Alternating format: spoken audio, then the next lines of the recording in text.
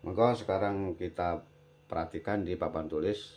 Saatnya sekarang sudah praktek lagi tentang ilmu nahwu atau i'rab, atau bisa dibilang perubahan akhir kalimat. Sekarang saya bacakan dulu di sini. Bismillahirrahmanirrahim. Kalau diartikan ditakhoh becik wedya. Ditakhoh becik wedya sapa dheweke wadon siji, insanan ing manusa jahilan kang bodoh. Sekarang di i'rab ya, bagaimana perubahannya ya. Kok bisa litakhoh, kok bisa insanan, kok bisa jahilan, begitu. Saya bacakan teksnya atau kaidahnya. Bismillahirrahmanirrahim. Wa i'rabuhu lan utawi wa i'rabuhu. Saya langsungkan, tidak usah diartikan mana lugat ya. Wa i'rabuhu alamu lamul amri yajzumul fi'lal mudhari'a. Nah, sekarang pertama dulu litakhof. Litakhof ini lamnya adalah lam amar. Ya, lamnya ini adalah lam amar. Ya. Tur menjazmkan fi'il mudhari'. Sedangkan lam ini menjazmkan fi'il mudhari'. Ya. Fi'il mudhari' yang harus dijazmkan. Ya. Gitu ya. Menjazmkan fi'il mudhari', bukan harus menjazmkan fi'il mudhari'. Atau lam ini adalah menunjukkan lam amar yang menjazmkan fi'il mudhari'. Mana fi'il mudhari'nya? Kita baca terus ya. Takhof utawi lafaz takhof iku tak baca fi'lun mudhari'un ya majzumun wa alamatu jazmihi sukunu fi akhirih li'annahu fi'lul wahid as-sahihul akhiru walam yatasil bi akhiri syai'un wa fa'iluhu dhamirun mustatirun fihi jawazan taqdiruhu hiya. Sedangkan lafaz takhof itu adalah, lafaz takhof ini adalah fi'il mudhari' yang dibaca jazm, yang dijazmkan itu ya. Mana ya ini. Jadi fi'il mudhari' yang dijazmkan, karena tadi itu ada lam yang menjazmkan fi'il mudhari'. Lam ini menjazmkan fi'il mudhari'. Makanya takhofnya ini fi'il mudhari' yang dijazmkan atau dibaca jazm karena adanya lam amar. Gitu ya. Itu alasannya. Wa alamatu, dan sedangkan alamat jazmnya lafaz takhof ini adalah sukun. Di mana di akhirnya ini? Nah ini. Nah, ya. Dibaca sukun itu sebagai tanda jazmnya fi'il fi'il mudhari' di akhirnya. Kenapa? Sebab kok sukun alamat jazmnya? Karena takhof itu adalah fi'il mudhari' ya, atau fi'il wahid yang sahih akhir, atau fi'il mudhari' yang sahih akhir dan tidak bertemu dengan sesuatu di akhirannya. Gitu ya. Kalau bertemu dengan sesuatu beda lagi. Kemarin sudah saya sampaikan itu ya. Makanya kita harus teliti dalam membaca atau melihat tulisan atau lafaz yang ada di kitab atau di buku. Nah, makanya ini takhof itulah contohnya ya gitu ya. Sekarang kan fa'ilnya tadi kalau ada fi'il pasti ada fa'il. Ini fi'il mudhari' yang dibaca jazm tadi atau dijazmkan. Sedangkan fa'ilnya lafaz takhof itu adalah dhamir muttasil mustatir jawaz. Berarti dhamir yang tersimpan dalam lafaz takhof ini. Ya, namanya dhamir muttasil mustatir jawaz. Kira-kira dhamir yang tersimpan dalam lafaz takhof itu adalah hiya. Jadi dhamir yang tersimpan adalah hiya, bukan huwa, karena menunjukkan perempuan. Kemudian insanan, lafaz insanan ini ya.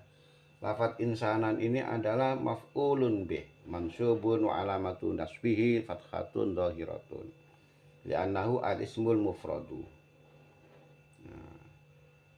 gitu ya. Lafadz insanan adalah maf'ul bih atau lafadz yang dibaca maf'ul ya,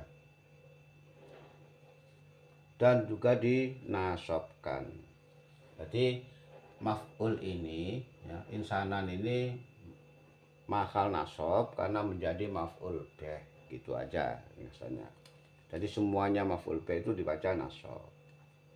Sedangkan alamat nasobnya lafadz insanan itu adalah fathah dohir, fathah yang jelas ini akhirannya, di akhirannya. Sebab apa?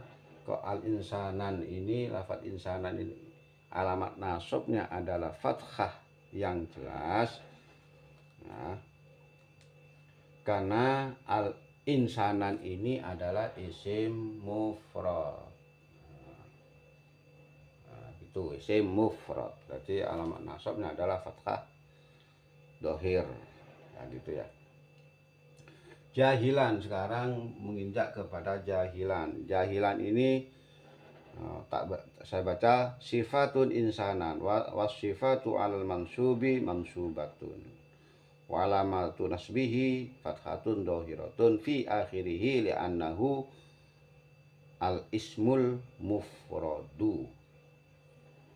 Nah, sekali lagi ya. Sekarang kelanjutannya lafadz jahilan. Lafadz jahilan ini adalah dibaca nasob ya. Apa sebab? Sebab insanan ini menjadi sifat ya, menjadi naat atau sifat ya. Naat atau sifat ya.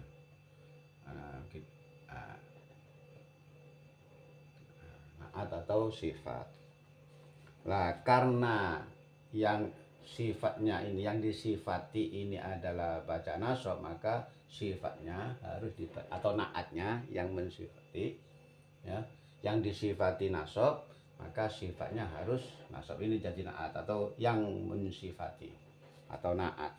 Nah, naat ya, yang maka harus dibaca nasob pula. Kalau yang disifati ini rofa, maka sifatnya atau naatnya harus baca rofa pula. Kalau yang disifati ini dibaca jar atau mahal jar, maka ya naatnya harus juga dibaca jar. Begitu seterusnya ya, karena ini nasob, nasob karena tadi menjadi maf'ul, maka sifatnya atau yang sifatnya, yang menjadi sifatnya harus atau naatnya dibaca nasob. Maka dari itu harus dinasobkan karena yang disifati adalah nasob begitu. Nah, sedangkan alamatnya sekarang, alamat nasobnya lafadz jahilan ini adalah fathah dohir di akhirannya. Apa sebab? Kok fathah dohir? Koda apa itu ya, koda nasob itu kan banyak ya, ada fathah, tanda-tandanya ada alif ya, ada ya juga ya, ada hatfu ya juga. Maka ini alamat nasobnya adalah fathah karena jahilan ini adalah isim mufrad. Jahilan ini juga sama isim mufrad. Nah, gitu ya. Alamat nasobnya adalah fathah.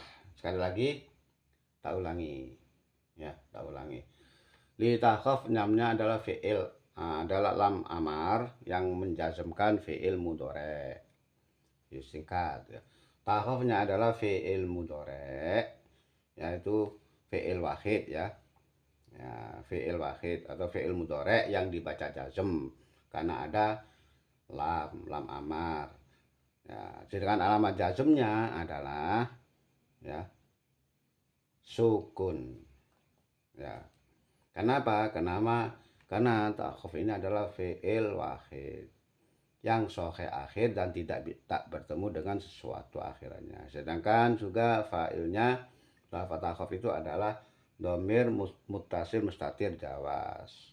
Kira-kiranya domir adalah ya. Insanan ini adalah mahal nasob, gitu aja. Kenapa kok mahal nasob? Karena insanan ini adalah menjadi maf'ul.